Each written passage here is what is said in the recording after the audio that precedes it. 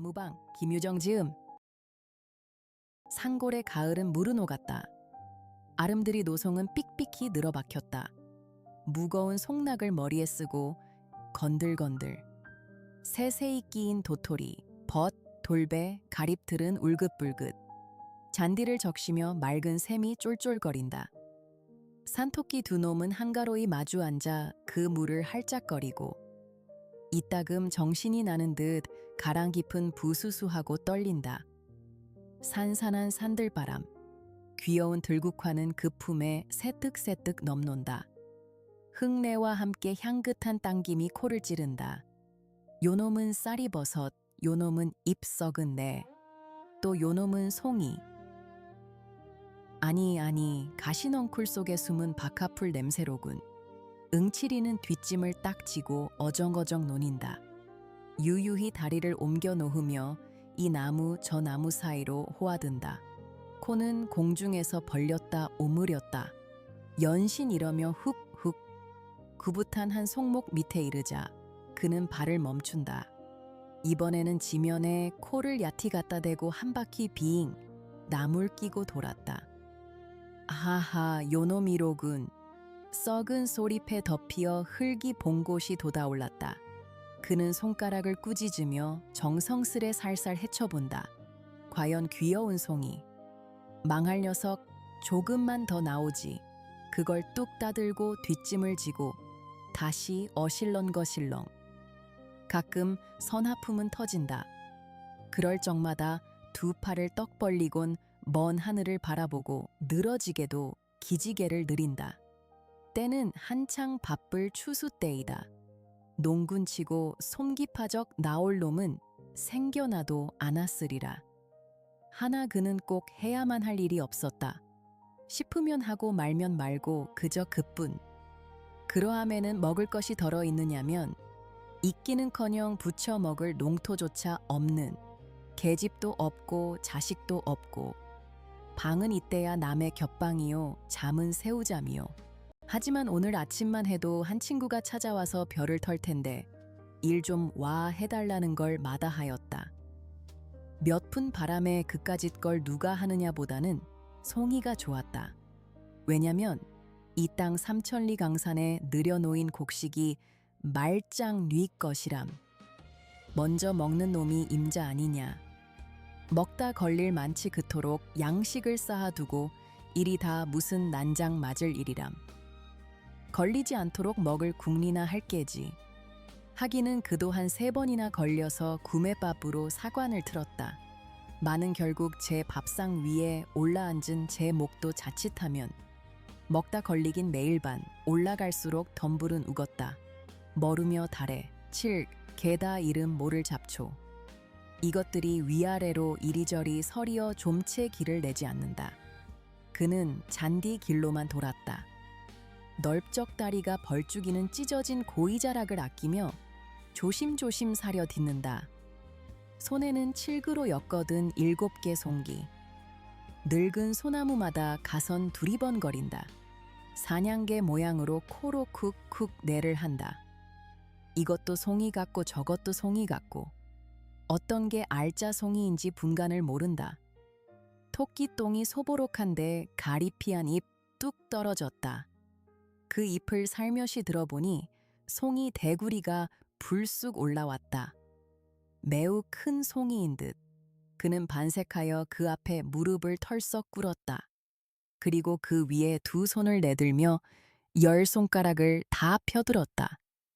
가만가만히 살살 흙을 헤쳐본다. 주먹만한 송이가 나타난다. 얘 이놈 크구나.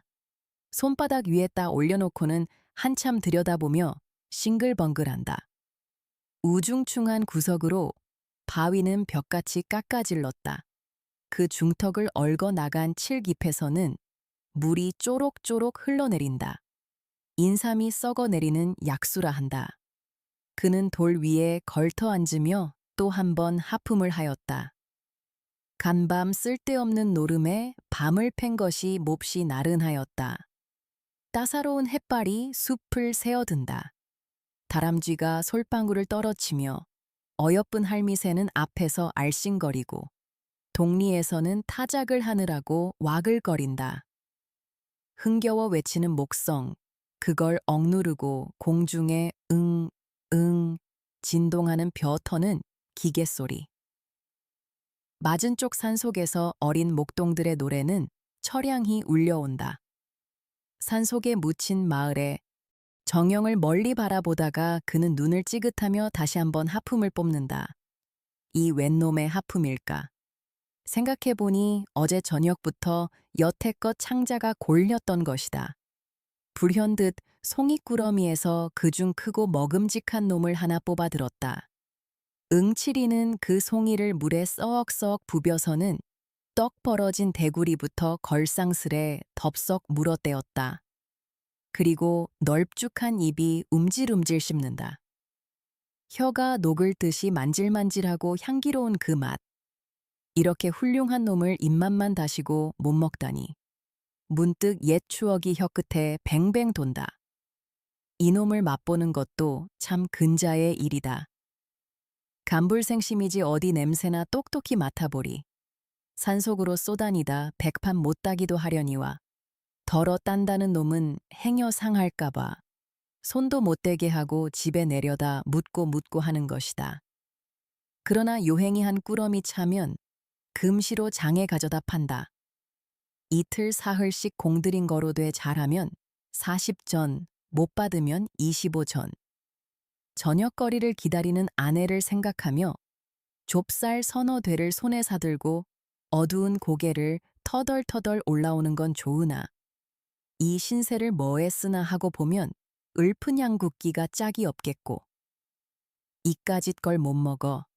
그래 홧김에 또 한 놈을 뽑아 들고 이번엔 물에 흙도 씻을 새 없이 그대로 텁석거린다. 그러나 다른 놈들도 별 수 없으렸다. 이 상골이 송기의 본고향이로 돼 아마 1년에 한 개조차 먹는 놈이 드물리라. 썩어진 두상들. 그는 폭넓은 얼굴을 일그리며 남이나 들으란 듯이 이렇게 비웃는다.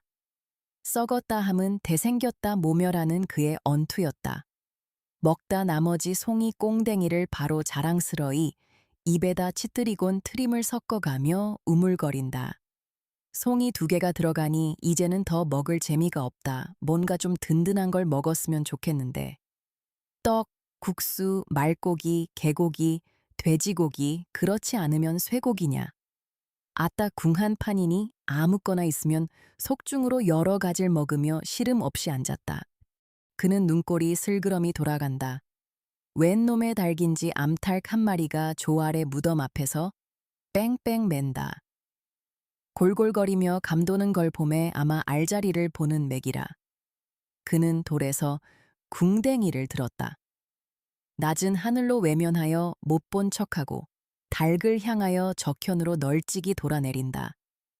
그러나 무덤까지 왔을 때 몸을 돌리며 후 이 자식이 어딜까 후 두 팔을 벌리고 쫓아간다.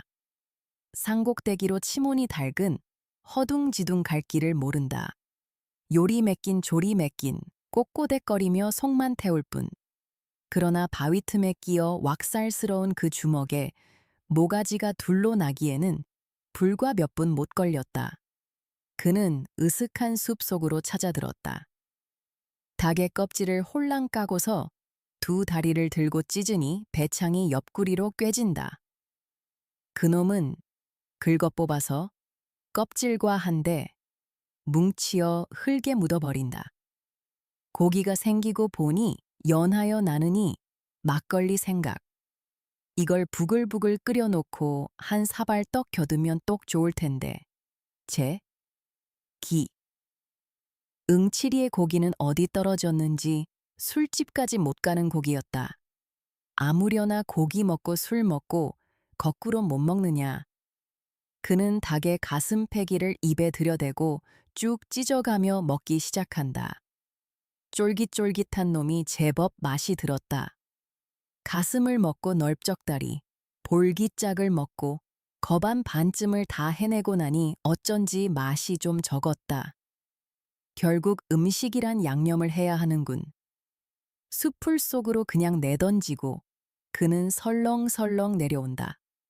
솔숲을 빠져 화정계로 내리려 할 때 벼랑한 등 뒤에서 여보게 저 응칠이 아닌가. 고개를 돌려보니 대장간 하는 성파리가 작달막한 채수에 들갑작거리며 고개를 넘어온다. 그런데 무슨 기난 일이나 있는지 불이 나게 달려들더니 자네 응곡에 논이 벼 없어진 거 아나? 응칠이는 그만 가슴이 덜컥 내려앉았다. 이 바쁜 때 농군의 몸으로 응곡에까지 엘 써갈 놈도 없으려니와 또한 하필 절 보고 벼의 없어짐을 말하는 것이 여간 심상치 않은 일이었다. 잡담 제하고 응칠이는 자넨 어째서 응곡에까지 갔던가 하고 대담스레 그 눈을 쏘아보았다.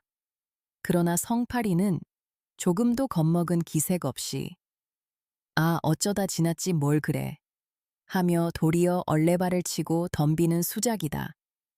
고얀 놈 응칠이는 입대 다녀야 동물을 팔아 배를 채우고 그런 비열한 짓은 안 한다. 낯을 붉히자 눈에 불이 보이며 어쩌다 지냈다. 응칠이가 이 동리에 들어온 것은 어느덧 달이 넘었다. 인제는 물릴 때도 되었고 좀 떠보고자 생각은 간절하나 아우의 일로 말미암아 망설거리는 중이었다. 그는 오라는 데는 없어도 갈 데는 많았다. 산으로 들로 해변으로 발불이 놓이는 곳이 즉 가는 곳이다. 그러나 저물면은 그대로 쓰러진다. 남의 방앗간이고 헛간이고 혹은 강가 시세장. 물론 수가 좋으면 궤떼기 위해서 밤을 편히 잘 적도 있었다. 이렇게 하여 강원도 어수룩한 산골로 이리 넘고 저리 넘고 못 간 데 별로 없이 유람겸 편답하였다. 그는 한 구석에 머물러 있음은 가슴이 답답할 만치 되우 괴로웠다. 그렇다고 응칠이가 본시 역마직성이냐 하면 그런 것도 아니다. 그도 5년 전에는 사랑하는 아내가 있었고 아들이 있었고 집도 있었고 그때야 어딜 하루라도 집을 떨어져 보았으랴. 밤마다 아내와 마주 앉으면 어찌하면 이 살림이 좀 늘어볼까 불어볼까 애간장을 태우며 갖은 국리를 되하고 되하였다마는 별 뾰족한 수는 없었다. 농사는 열심으로 하는 것 같은데 알고 보면 남는 건 겨우 남의 빚뿐. 이러다가는 결말엔 봉변을 면치 못할 것이다.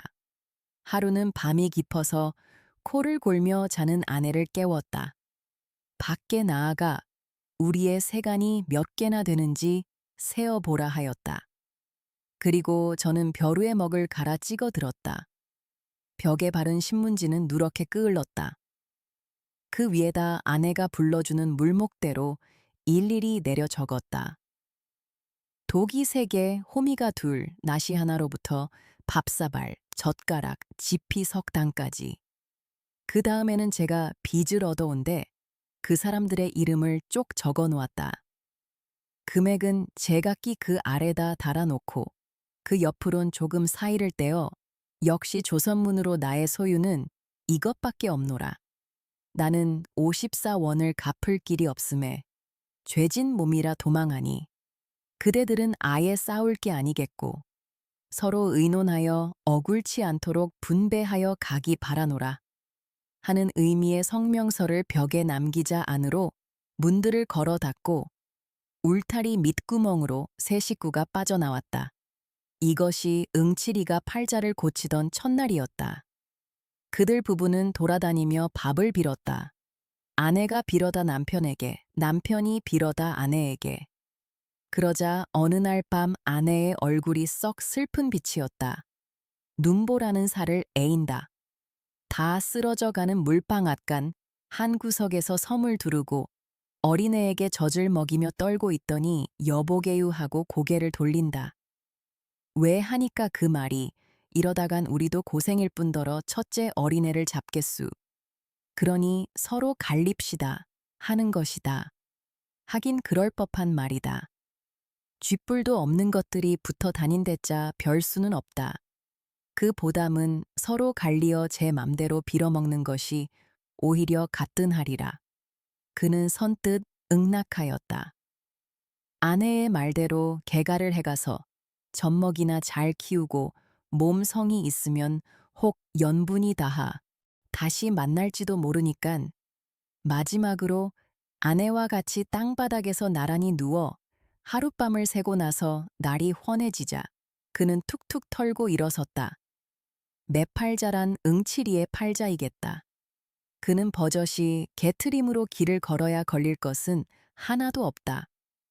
논 맬 걱정도, 호포 바칠 걱정도, 빚 갚을 걱정, 아내 걱정, 또는 굶을 걱정도. 호동그라니 털고 나서니 팔자 중에는 아주 상팔자다. 먹고만 싶으면 도야지구, 달기구, 개구, 언제나 옆을 떠날 새 없겠지. 그리고 돈도. 그러나 주제소는 그를 노려보았다. 툭하면 오라, 가라 하는데 학질이었다. 어느 동리고 가 있다가 불행히 일만 나면 누구보다도 그부터 붙들려 간다. 왜냐면 그는 전과 사범이었다. 처음에는 도박으로, 다음엔 절도로, 또 그 다음에는 절도로. 그러나 이번 멀리 아우를 방문함은 생활이 궁하여 근대로 왔다거나 혹은 일을 해보러 온 것은 결코 아니었다. 혈족이라곤 단 하나의 동생이요. 또한 오래 못 본지라 때 없이 그리웠다. 그래 모처럼 찾아온 것이 뜻밖의 덜컥 이를 만났다. 지금까지 논이 벼가 서 있다면 그것은 성한 사람의 짓이라 안 할 것이다. 은고는 은곡에 논이 벼를 여태 베지 않았다. 물론 은고가 베어야 할 것이다. 누가 듣던지 그 형 응치리를 먼저 의심하리라. 그럼 여기에 따르는 모든 책임을 응치리가 혼자 지지 않으면 안 될 것이다. 응호는 진실한 농군이었다. 나이 31로 무던히 철났다 하고 동리에서 쳐주는 모범 청년이었다. 그런데 별을 베지 않는다.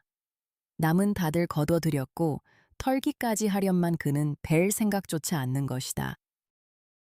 지주라든 혹은 그에게 장리를 놓은 김 참판이든 뻔질 찾아와 별을 베라 독촉하였다. 얼른 털어서 낼 건 내야지 하면 그 대답은 계집이 죽게 됐는데 벼는 다 뭐지유 하고 한결같이 내뱉는 소리뿐이었다. 하기는 은고의 아내가 지금 기지사경임에 틈은 없었다 하더라도 돈이 놀아서 약을 못 쓰는 이 판이니 진시 벼라도 털어야 할 것이다. 그러면 왜 안 털었던가? 그것은 작년 응호와 같이 지주문전에서 타작을 하던 친구라면 묻지는 않으리라. 한 해 동안 애를 졸이며 홑 자식 모양으로 알뜰히 가꾸던 그 벼를 걷어들임은 기쁨에 틀림없었다. 꼭두 새벽부터 앳 하며 괴로움을 모른다. 그러나 캄캄하도록 털고 나서 지주에게 도지를 제하고 장리쌀을 제하고 색초를 제하고 보니 남은 것은 등줄기를 흐르는 식은땀이 있을 따름. 그것은 슬프다 하기보다 끝없이 부끄러웠다. 같이 털어주던 동무들이 뻔히 보고 섰는데 빈지게로 덜렁거리며 집으로 돌아오는 건 진정 열적기 짝이 없는 노릇이었다. 참다 못해 응고는 눈에 눈물이 흘렀던 것이다. 가뜩한데 엎치고 덮치더라고. 올해는 고나마 흉작이었다. 새바람과 비의 벼는 깨깨 비틀렸다. 이놈을 가을하다간 먹을 게 남지 않음은 물론이요 빚도 다 못 가릴 모양. 에라, 빌어먹을 거 너들끼리 캐다 먹든 말든 멋대로 하여라 하고 내던져 두지 않을 수 없다. 벼를 거뒀다고 말만 나면 빚쟁이들은 몰려들 거니깐. 응치리의 죄목은 여기에서도 또렷이 드러난다. 국으로 가만만 있었다면 좋은 걸 이 사품에 뛰어들어 지주의 뺨을 제법 갈긴 것이 응칠이었다. 처음에야 그럴 작정이 아니었다. 그는 여러 곳 물을 마신 이만치 어지간히 속이 튄 건달이었다. 지주를 만나 까놓고 썩 좋은 소리로 의논하였다. 올 농사는 반실이니 도지도 좀 감해주는 게 어떠냐고. 그러나 지주는 아무 말 없이 고개를 모로 흔들었다. 정 이러면 하여튼 1년 품은 빼야 할 테니 나는 그 논에다 불을 지르겠수. 하여도 잠자코 응치 않는다. 지주로 보면 자기로도 그 변은 넉넉히 걷어들일 수는 있다마는 한번 버릇을 잘못해 놓으면 어느 자긴까지 행실을 벌일까 염려하여 겉으로 독촉만 하고 있는 터이었다. 실상이야 고까짓 볕쯤 있어도 고만 없어도 고만. 그 심보를 눈치채고 응치리는 화를 벌컥 낸 것만은 좋으나 저도 모르게 대뜸 주먹뺨이 들어갔던 것이다. 이렇게 문제 중에 있는 벼인데 귀신의 노름 같은 변괴가 생겼다. 다시 말하면 벼가 없어졌다. 그것도 병들어 쓰러진 쭉정이는 제쳐놓고 무얼로 그랬는지 알장 이상만 따갔다. 그 면적으로 어림하면 아마 못 돼도 한 뎃 말가량은 될는지. 응치리가 아침 일찍이 그 농계로 논일자 이걸 발견하고 기가 막혔다. 누굴 성가시게 굴려고 그러는지. 산속에 파묻힌 논이라 아직은 본 사람이 없는 모양 같다. 하나 동리에 이 소문이 퍼지기만 하면 저는 어느 모로든 혐의를 받아 패는 조이 입어야 될 것이다. 응치리는 손기도 손기려니와 실상은 궁리에 바빴다. 속중으로 지목 갈 만한 놈을 여럿 들어 보았으나 이렇다 찍을 만한 증거가 없다. 어쩌면 재성이나 성팔이 이 둘 중에 지실이라 하고 결국 이렇게 생각던 것도 응치리가 아니면 안 될 것이다. 원수는 외나무다리에서 만났다. 응치리는 저의 짐작이 들어맞음을 알고 당장에 이를 낼 듯이 성파리의 눈을 들이노렸다. 성파리는 신이 나서 떠들다가 그 눈총에 어이가 질려서 고만 벙벙하였다. 그리고 얼굴이 헬쑥하여 마주대고 쳐다보더니 그래, 자네 왜 극해 노하나. 지내다 보니깐 그렇길래 일테면 자네 보고 얘기지 뭐. 하고 뒷갈망을 못하여 우물쭈물한다. 노하긴 누가 노해. 응치리는 뻗팅겼던 몸에 좀 더 힘을 올리며 응고개를 어째 갔더냐 말이지? 놀러 갔다 오는 길인데 우연히 놀러 갔다 거기가 노는 덴가? 글쎄 그렇게까지 물을 게 뭔가. 난 응고개 아니라 서울은 못 갈 사람인가. 하다가 성파리는 속이 타는지 코로 후응하고 날숨을 길게 뽑는다. 이렇게 나오는 데는 더 물을 필요가 없었다.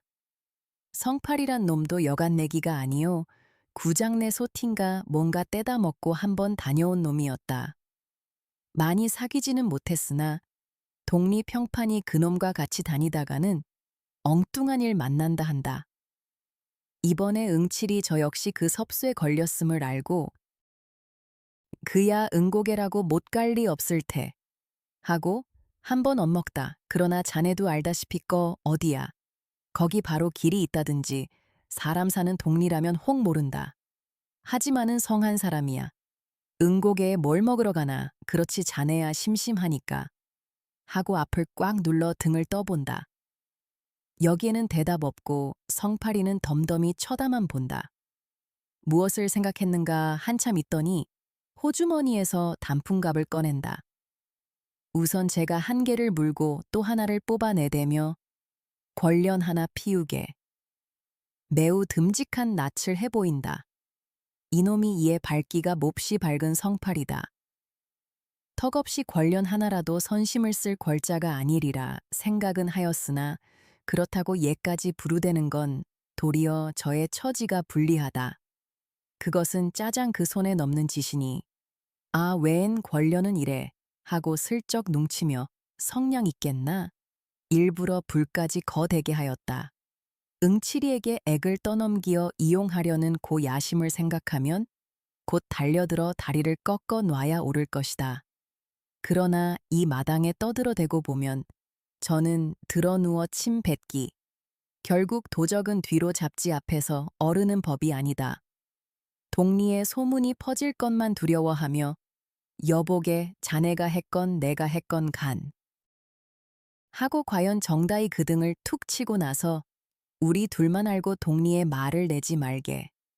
하다가 성파리가 이 말에 되우 놀라며 눈을 말똥말똥 뜨니 그까진 벼쯤 먹으면 어떤가 하고 껄껄 웃어 버린다.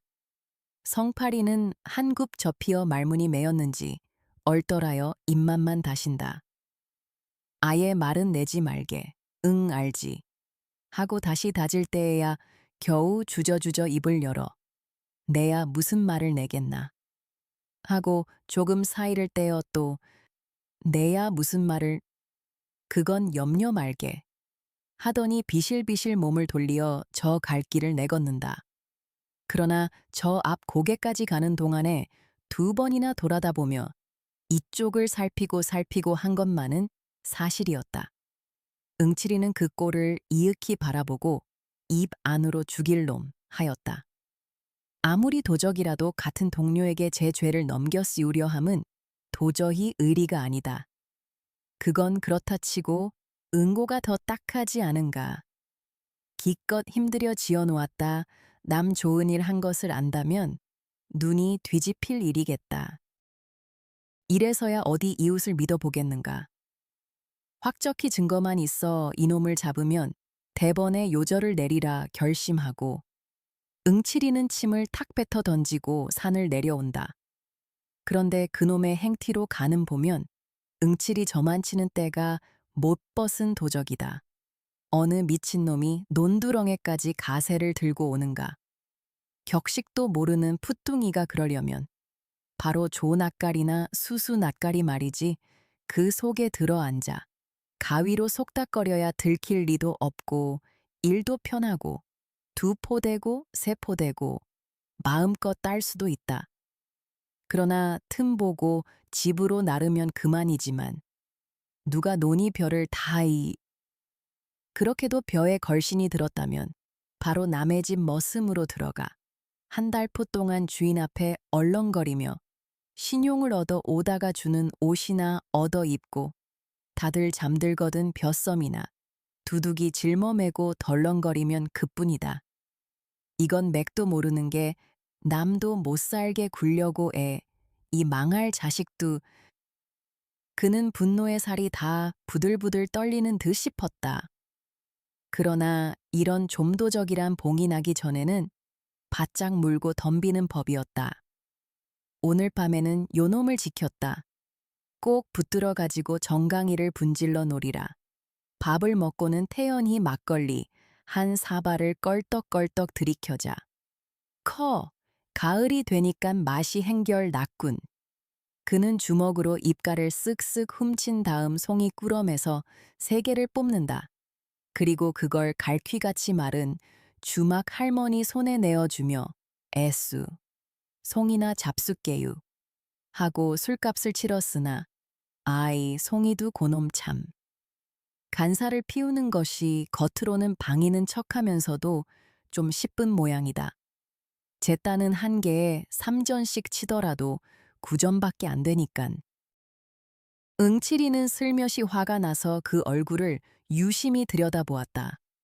움푹 들어간 볼때기에 저건 또 왜 저리 멋없이 붉어졌는지 툭 나온 광대뼈하고 치마 아래로 남실거리는 발가락은 자칫 잘못 보면 황새발목이니 이건 언제 잡아가려고 남겨두는 거야.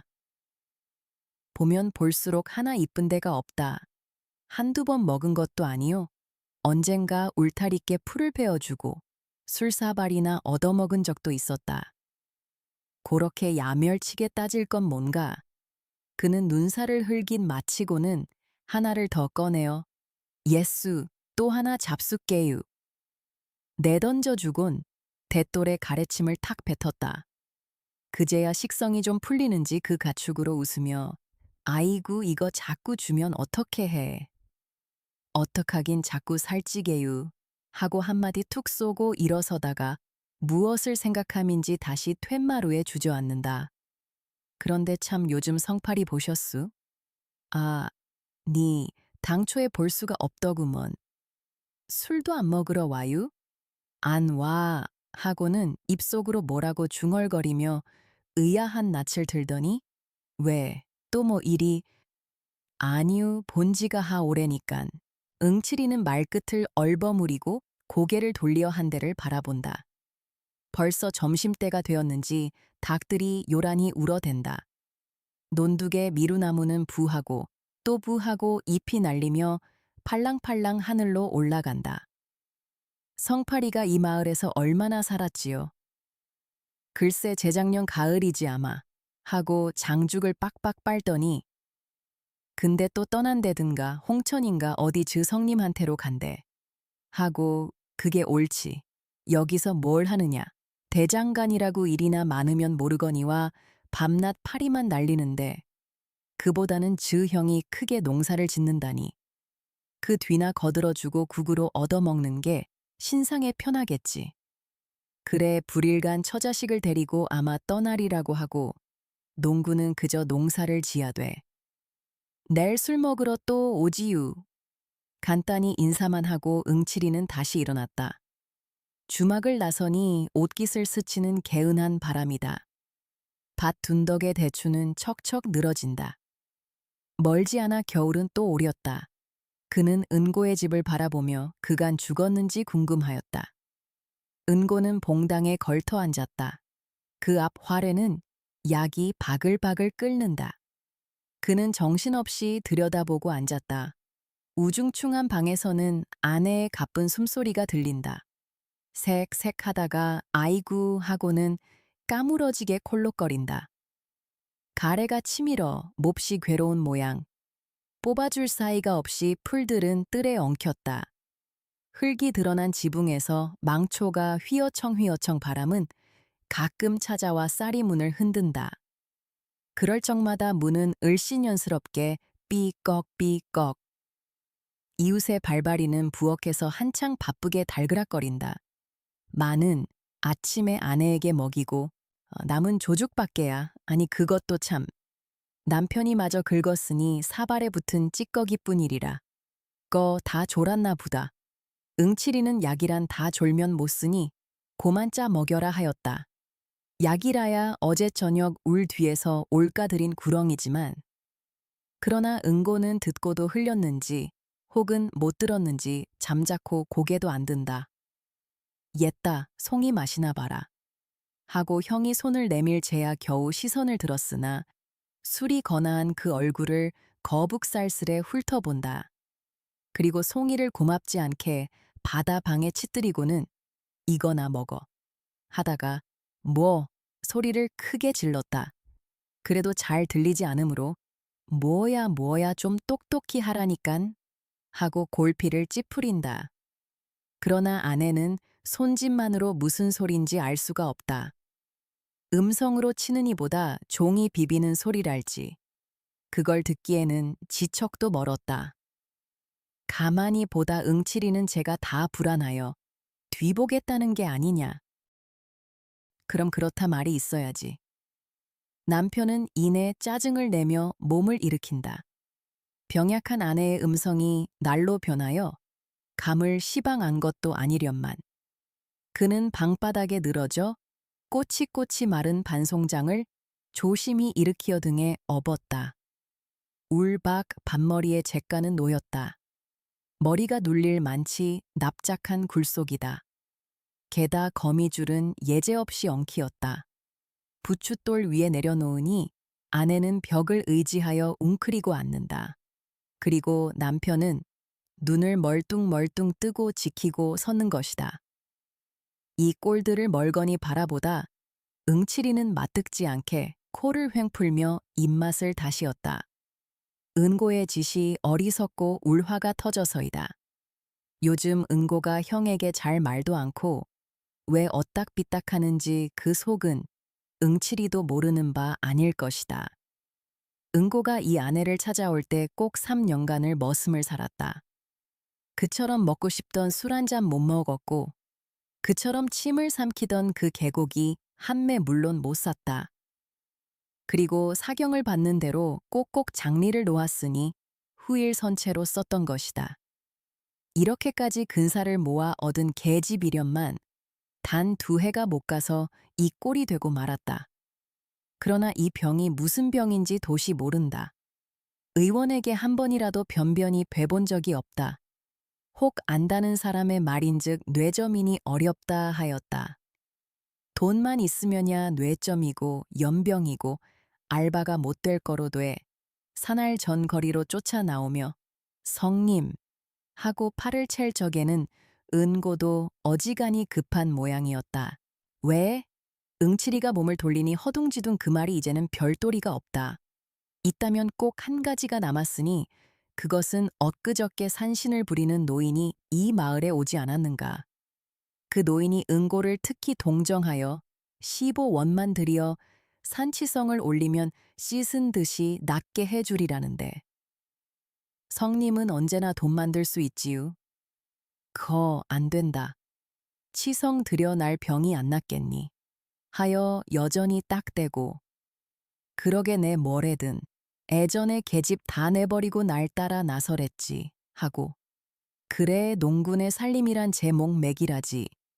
그러나 아우가 아무 말 없이 몸을 획 돌리어 집으로 들어갈 제 응치리는 속으로 또 괜한 소리를 했구나 하였다. 은고는 도로 아내를 업어다 방에 뉘었다. 약은 다 졸았다. 불이 삭기 전 짜야 할 것이다. 식기를 기다려 약사발을 입에 대어주니 아내는 군말 없이 그 구렁이 물을 껄덕껄덕 들이마신다. 응칠이는 마당에 우두커니 앉았다. 사람의 목숨이란 과연 중하군 하였다.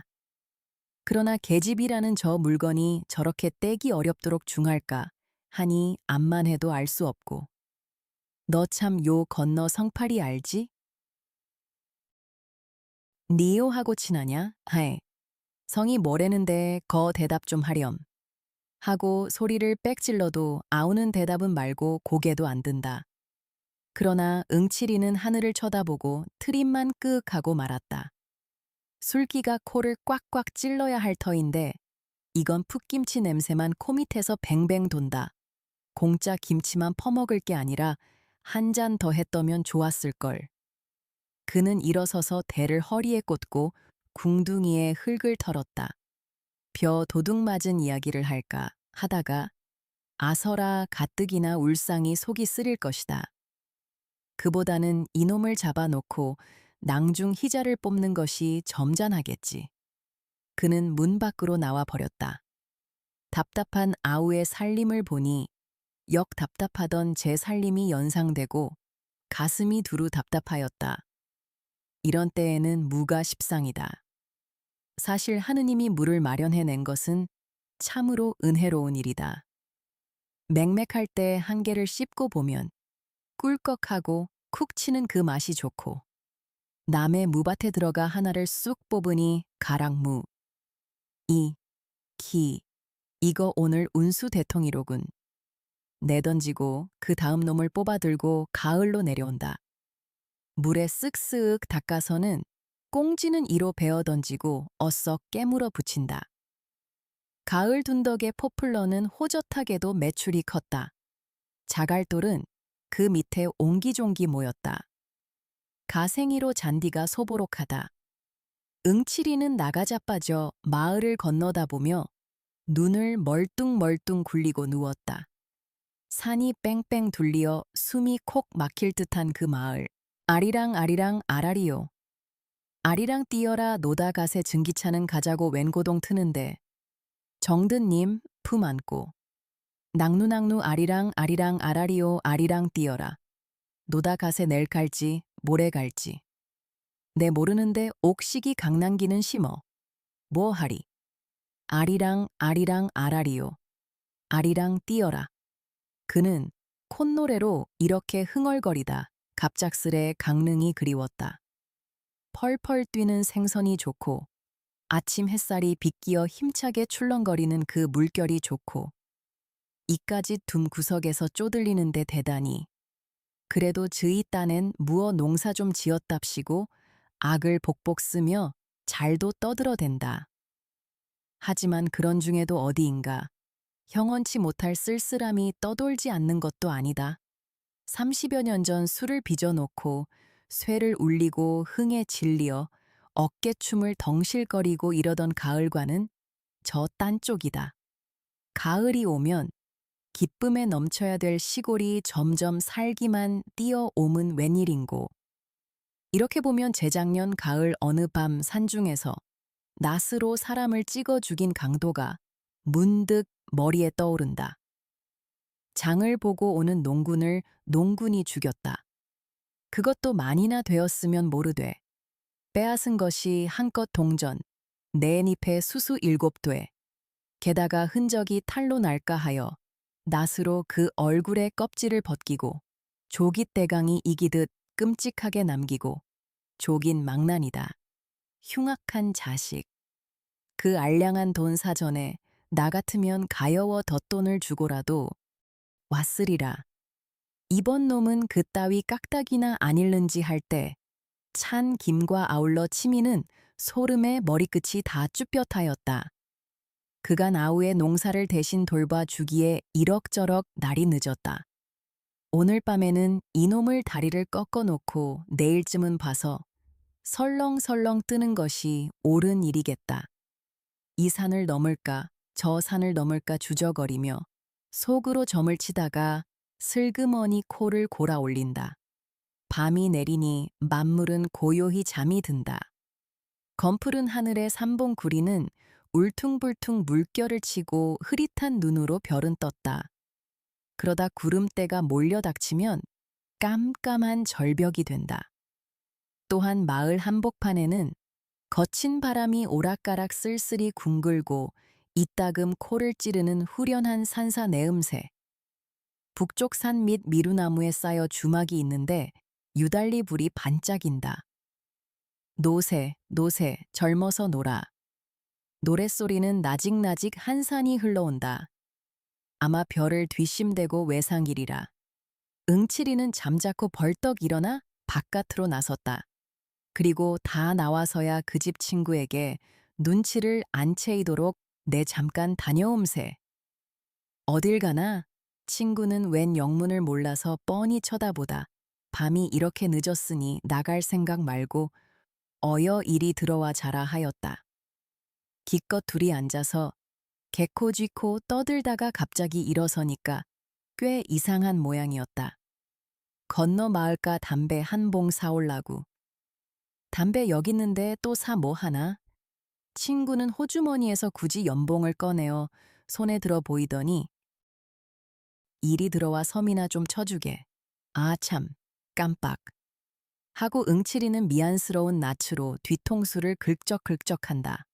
하기는 섬을 좀 쳐달라고 며칠째 당부하는 걸 노름에 몸이 팔려 그만 잊고 있고 했던 것이다. 먹고 자고 이렇게 신세를 지면서 이건 썩 안 됐다 생각은 했지만 내 곧 다녀올 걸 뭐.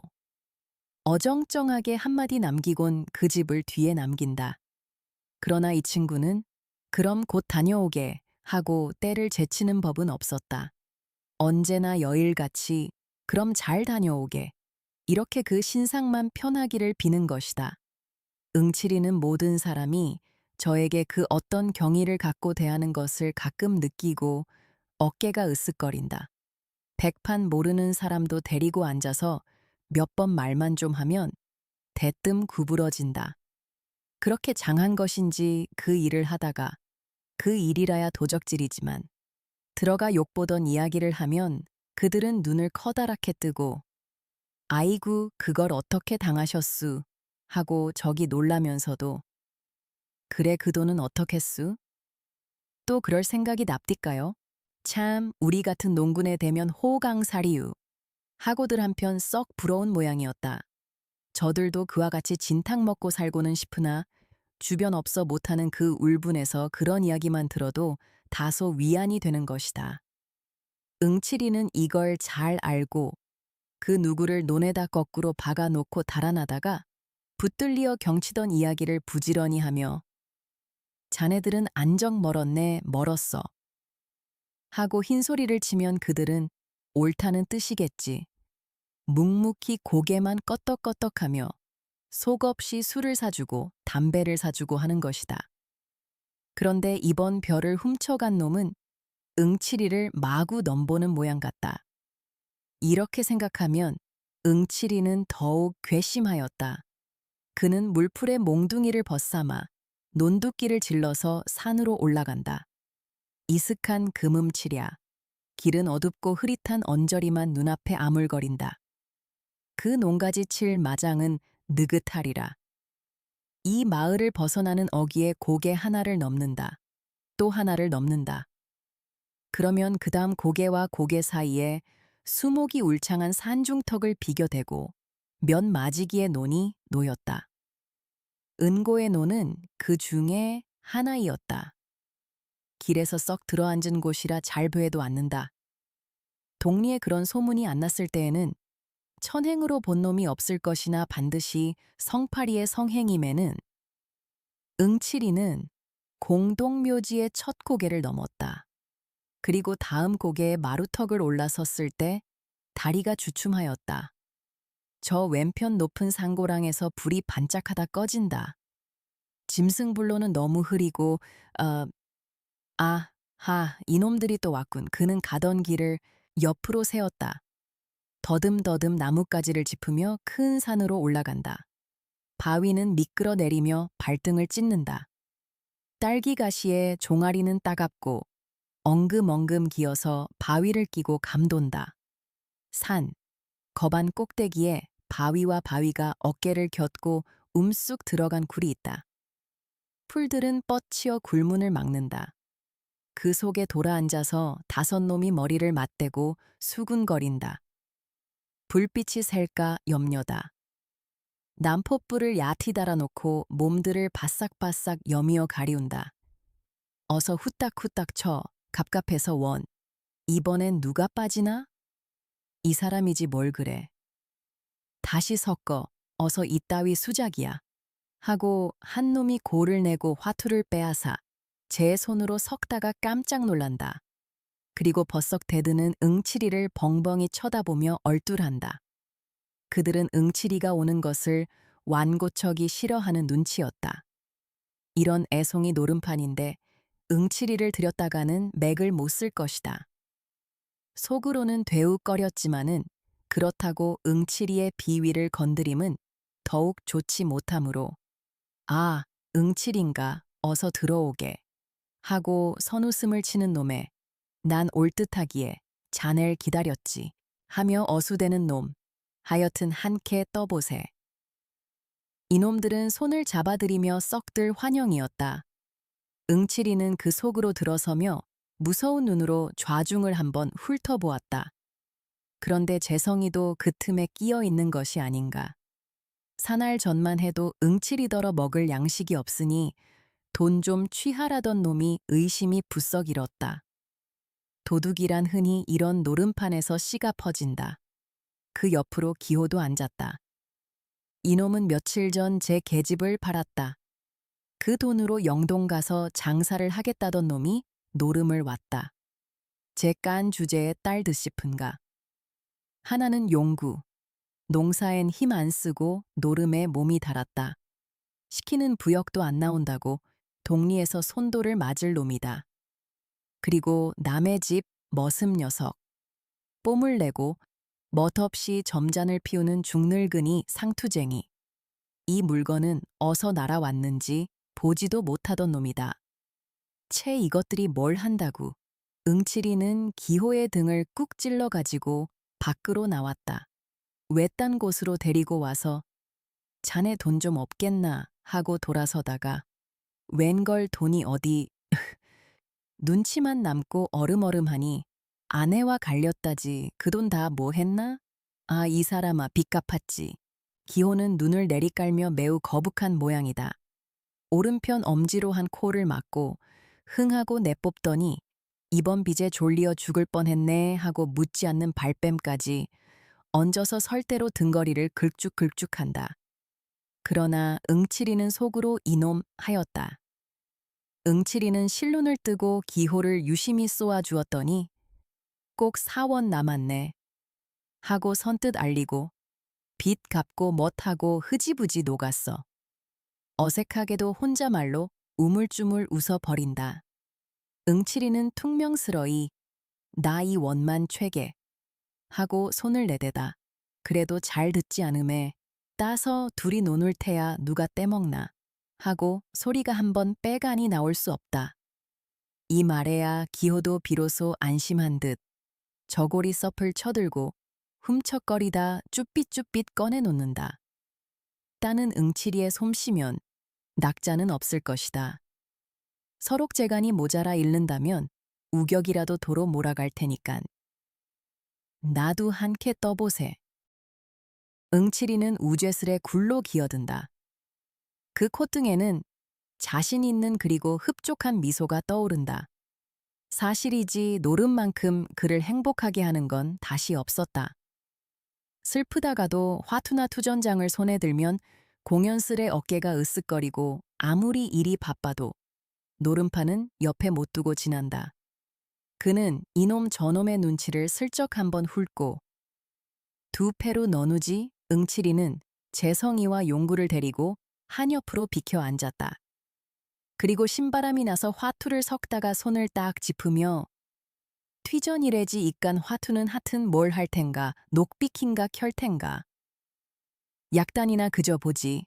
사방은 매섭게 조용하였다. 바위 위에서 혹 바람에 모래 구르는 소리뿐이다. 어쩌다 옛다 봐라 하고 화투짝이 쩔꺽 한다. 그리곤 다시 쥐죽은 듯 잠잠하다. 그들은 이옥에 몸이 달아서 이야기고 뭐고 할 여지가 없다. 행여 속지나 않는가 하여 눈들이 빨개서 서로 독을 올린다. 어떤 놈이 뜯는 놈이고 어떤 놈이 뜯기는 놈인지 영문 모른다. 응치리가 한 장을 내던지고 명월 공산을 보기 좋게 떡 젖혀 놓으니 이거 왜 숫자질이야? 용구는 고를 벌컥 내며 쳐다본다. 뭐가? 뭐라니, 이 공산 자네 밑에서 빼내지 않았나? 봤으면 고만이지 그렇게 노할 건 또 뭔가. 응치리는 어설피 입맛을 쩍쩍 다시다. 그럼 이번엔 파토지? 하고 손에 화투를 땅에 내던지며 껄껄 웃어버린다. 이때 한 옆에서 벼랑간 이 자식 죽인가 악을 쓰는 것이니 모두들 놀라며 시선을 몬다.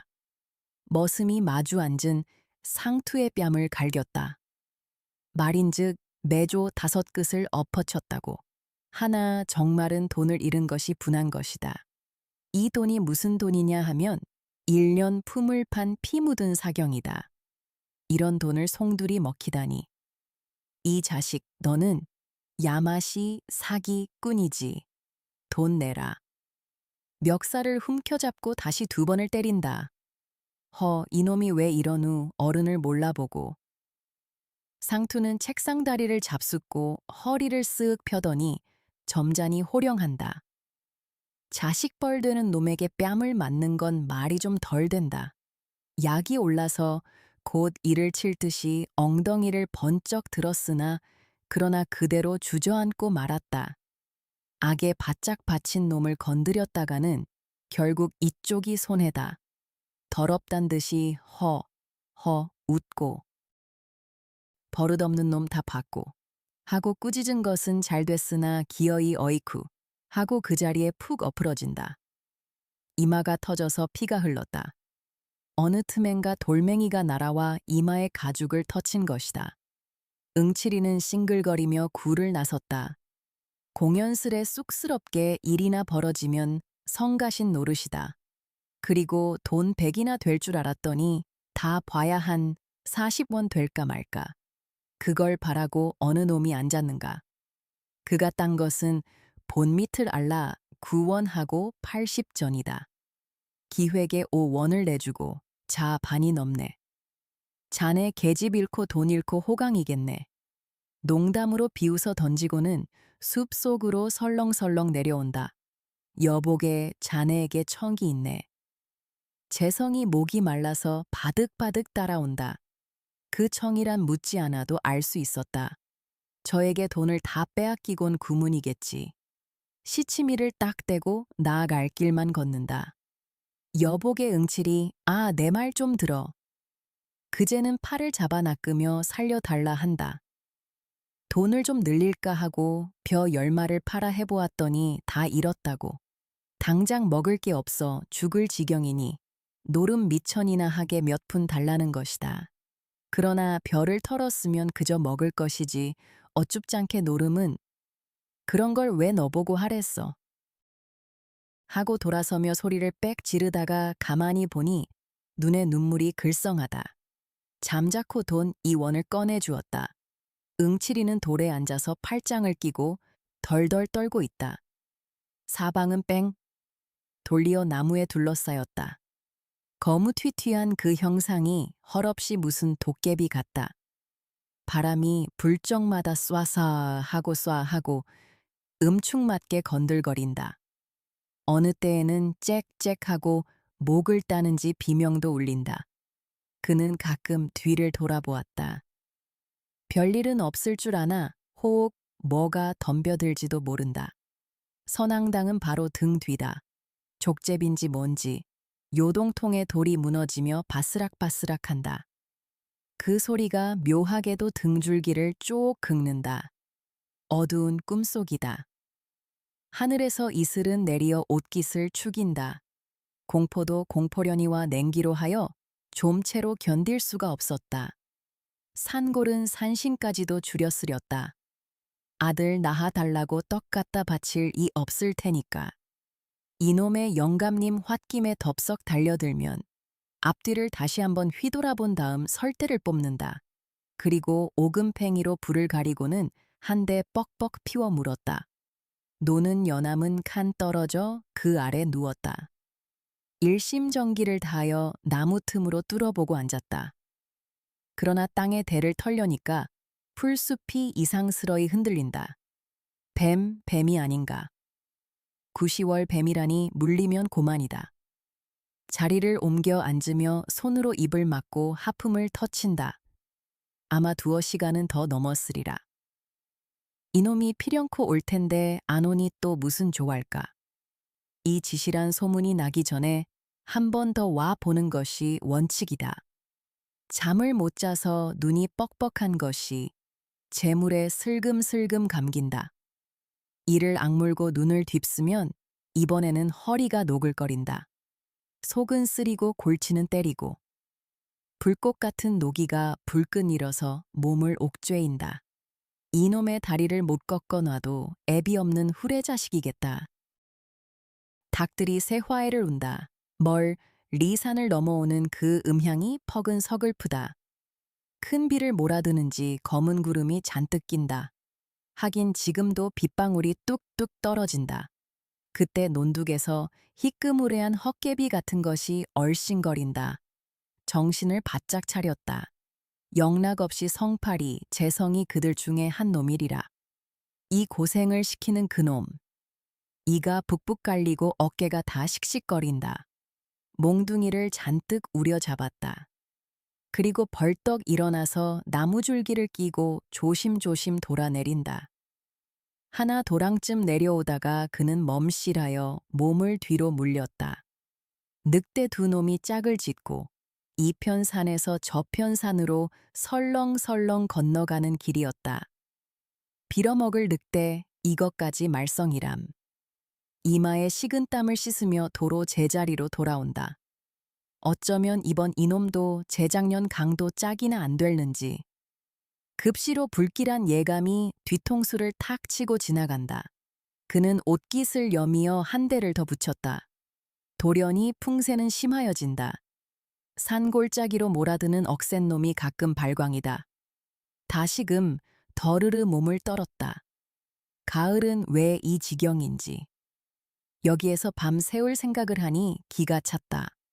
얼마나 되었는지 몸을 좀 녹이고자 일어나서 서성서성할 때이었다. 논으로 다가오는 희미한 그림자를 분명히 두 눈으로 보았다. 그리고 보니 피로고 한고이고 다 딴소리다. 고개를 내대고 딱 버티고 서서 눈에 쌍심지를 올린다. 흰 그림자는 어느 틈엔가 어둠 속에 사라져 보이지 않는다. 그리고 다시 나올 줄을 모른다. 바람소리만 웽웽 칠 뿐이다. 다시 암흑속이 된다. 확실히 별을 훔치러 논 속으로 들어갔을 것이다. 역갱이 같은 놈이 굳은 날새를 기화 삼아 맘껏 하겠지. 의리 없는 썩은 자식, 격장에서 같이 굽는 터에 오냐 대거리만 있거라.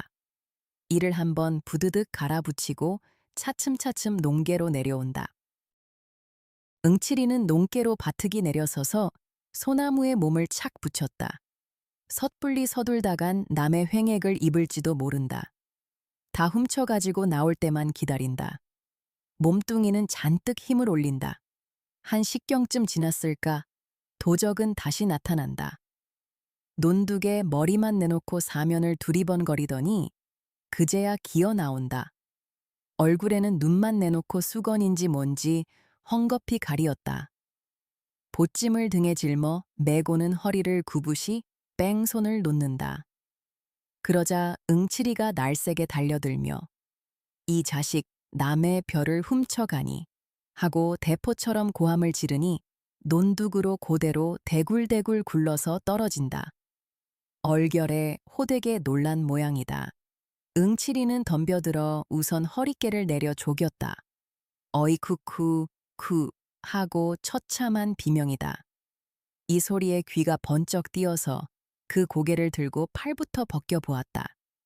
그러나 너무나 어이가 없었음인지 시선을 치거드며 그 자리에 우두망찰한다. 그것은 무서운 침묵이었다. 살뚱맞은 바람만 공중에서 북새를 논다. 한참을 신음하다 도적은 일어나더니 성님까지 이렇게 못살게 굴기유 제법 눈을 부라리며 몸을 획 돌린다. 그리고 느끼며 울음이 복받친다. 보찜도 내버린 채 내 것 내가 먹는데 누가 뭐래? 하고 대퉁스러이 내뱉고는 비틀비틀 논 저쪽으로 없어진다. 형은 너무 꿈속 같아서 멍하니 섰을 뿐이다. 그러다 얼마 지나서 한 손으로 그 보찜을 들어본다. 가뿐하니 끽 말가웃이나 될는지. 이까짓 걸 요렇게까지 해가려는 그 심정은 실로 알 수 없다. 벼를 논에다 도로 털어버렸다. 그리고 아내의 치마이겠지. 검은 보자기를 척척 개서 들었다. 내 걸 내가 먹는다. 그야 이를 말이랴. 하나 내 걸 내가 훔쳐야 할 그 운명도 얄궂거니와 형을 배반하고 이 짓을 벌인 아우도 아우렸다. 이 고얀 놈, 할 제 볼을 적시는 것은 눈물이다. 그는 주먹으로 눈물을 쓱 비비고 머리에 번쩍 떠오르는 것이 있으니 두레두레한 황소의 눈깔. 시오리를 남쪽 산으로 들어가면 어느 집 바깥들에 밤마다 늘 매여있는 투실투실한 그 황소. 아무렇게 따지든 70원은 갈 데 없으리라. 그는 불이 나게 아우의 뒤를 밟았다. 공동묘지까지 거반 왔을 때에야 가까스로 만났다. 아우의 등을 탁 치며 얘 좋은 수 있다. 내 원대로 돈을 해줄게 나하고 잠깐 다녀오자. 씩씩한 어조로 기쁘도록 달랬다. 그러나 아우는 입 하나 열려 하지 않고 그대로 실쭉하였다. 뿐만 아니라 어깨 위에 올려놓은 형의 손을 부질없단 듯이 몸으로 털어버린다. 그리고 삑 달아난다. 이걸 보니 하 엄청나고 기가 콱 막히었다. 이 누마 하고 악에 바치어 명색이 성이라며 대뜸 몽둥이는 들어가 그 볼기짝을 후려갈겼다. 아우는 모로 몸을 꺾더니 시나브로 찌그러진다. 뒤미쳐 앞정강이를 때리고 등을 팼다. 일어나지 못할 만치 매는 내리었다. 체면을 불고하고 땅에 엎드리어 엉엉 울도록 매는 내리었다. 홧김에 하긴 했으되 그 꼴을 보니 또한 마음이 편할 수 없다. 침을 퇴 뱉어 던지곤 팔자 드신 놈이 그저 그렇지 별 수 있나. 쓰러진 아우를 일으키어 등에 업고 일어섰다. 언제나 철이 날는지 딱한 일이었다. 속 썩는 한숨을 후 하고 내뿜는다. 그리고 어청어청 고개를 묵묵히 내려온다.